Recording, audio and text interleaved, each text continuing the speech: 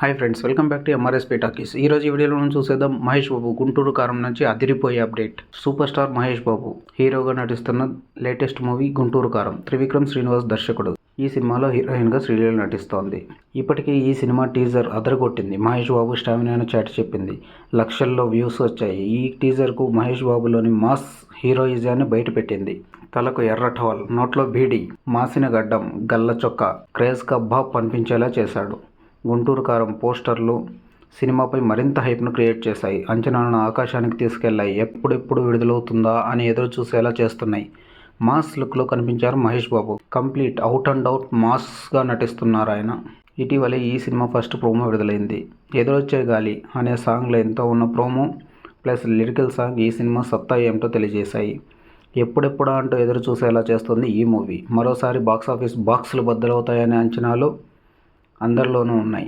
ఈ cinema shooting దాదాపు పూర్తయింది. మహేష్ బాబు శ్రీలీలపై ఓ పాటను చిత్రీకరిస్తున్నారు దర్శకుడు త్రివిక్రమ్.